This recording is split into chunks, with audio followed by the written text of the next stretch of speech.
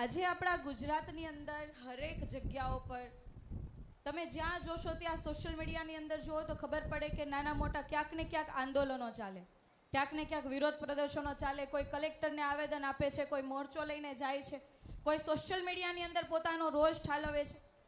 અસંખ્ય એવા વિષયો છે કે જે વિષયો ઉપર બધા જ લોકો હેરાન છે, બધા જ લોકો દુઃખી છે. અને આ લોકોનો અવાજ બનવાનું કામ એટલે આપણું બધાનું છે. અને આપણે સૌ હર હંમેશ લોકોનો અવાજ બનતા આવ્યા છે. લોકોની જે પીડા છે એ પીડાને એમનું નિરાકરણ થાય એના માટે આપણે સૌ સરકારની સામે અવાજ કરતા આવ્યા છીએ. ખૂબ મજબૂતાઈથી આપણે લોકો લડ્યા છીએ. આજે સમય છે કે જે આપણા ખેતરોને જે લૂંટવાની વાત છે, કંપનીઓને આપવાની વાત છે, અને એની સાથે સાથે તમામ લોકો ઉપર જે દમન થઈ રહ્યું છે, દાદાગીરી થઈ રહી છે.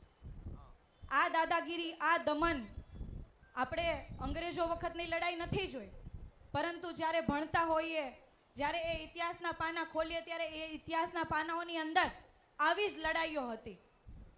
જ્યારે અંગ્રેજો સામે અવાજ કોઈ ઉઠાવે તો એમને જેલમાં પૂરવામાં આવતા.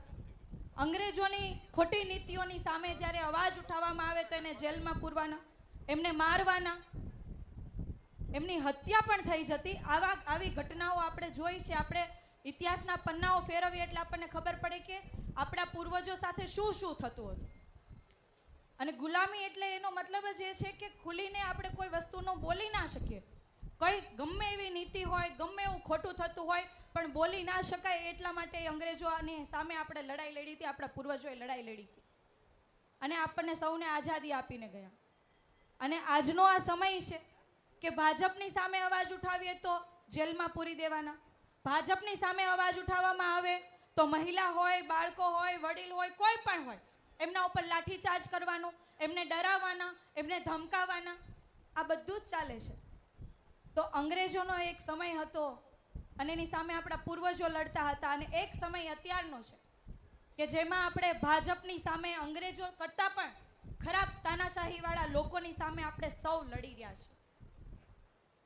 ગઈ ચૂંટણીની અંદર આપણા કેટલા બધા કાર્યકર્તાઓ, હોદ્દેદારો ઉપર ખોટી ફરિયાદો કરવામાં આવી કે ચૂંટણી ના લડી શકે, ચૂંટણી લડતા હોય એમને મદદ ના કરી શકે. અનેક પ્રયાસ આમ આદમી પાર્ટીના કાર્યકર્તાઓને રોકવામાં, અનેક પ્રયાસ આમ આદમી પાર્ટીને રોકવા માટેના કર્યા. શા માટે?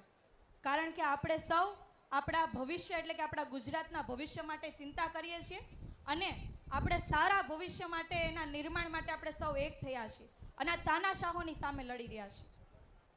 અત્યારે 2 દિવસથી સમાચારની અંદર ચાલી રહ્યું છે અને ભાજપના નેતાઓ પણ મીડિયાની અંદર બોલી રહ્યા છે કે અમે ખેડૂતોને ડબલ વળતર મળે એવી નીતિ બનાવી છે, ડબલ વળતર મળશે, ડબલ વળતર મળશે, ડબલ વળતર મળશે.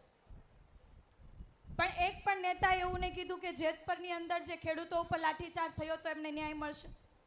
જેતપર ગામે જે મહિલાઓ ઉપર લાઠીચાર્જ થયો હતો એમના વિશે કોઈ બોલ્યું નહીં? બોલ્યું. ખેડૂતોની માંગણી શું હતી અને એની સામે શું શું માંગણીઓ સ્વીકારાય એ બાબતે કોઈ સ્પષ્ટતા કરી નથી કરી.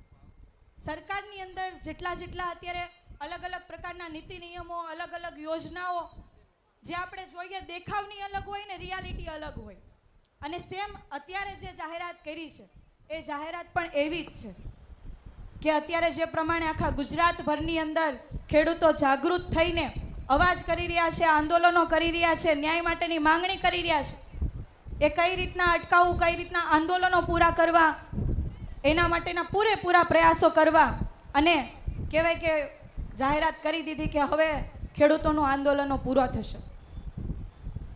અને જ્યારે આવા આંદોલનો ગુજરાતભરની અંદર અલગ અલગ વિષયમાં થતા હોય, આજે તમને, મને, આપણને સૌને એક અનુભવ હશે કે જ્યારે કોઈ આંદોલનો થાય અને એ આંદોલનમાં આપણે જ્યારે પાર્ટિસિપેટ કરીએ, આપણે પણ ન્યાય માટે આપણે એમની સાથે જોડાઈએ, અવાજ બનવાની ટ્રાય કરીએ, પ્રયત્ન કરીએ, ત્યારે આપણને શું કહેવામાં આવે છે કે અમારે આ આંદોલન નોન રાજકીય કરવાનું છે, રાજકીય લોકોએ આવું નહીં. અને આવું કહેવાવાળો વ્યક્તિ કોણ હોય? એ પાછો રાજકીય જ વ્યક્તિ હોય. અને શા માટે આવું કરે? કારણ કે આમ આદમી પાર્ટીના યોદ્ધાઓ એવા મજબૂત યોદ્ધાઓ છે કે ક્યારેય પાછા પડવાના નથી ને સરકારના, કહેવાય ને કે ભાઈ એમની ખુરશીના પાયા ડોલવાવાળા આપણે સૌ બધા છીએ.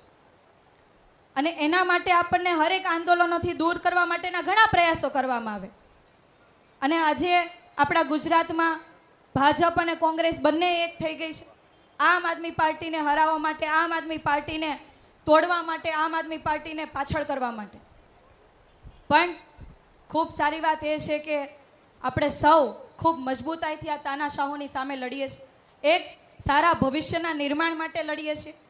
અને સારા ભવિષ્યના નિર્માણ માટે અત્યારે આપણે જે સંઘર્ષ કરીએ છીએ એ સંઘર્ષ આપણી આવનારી પેઢીને એનું ફળ મળશે.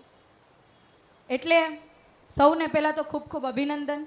અને ખેડૂતોની જે માંગણીઓ છે એ આપણને સૌને ખબર છે અને એના કારણે જ આપણે સૌ અહીંયા એકત્ર થયા છીએ.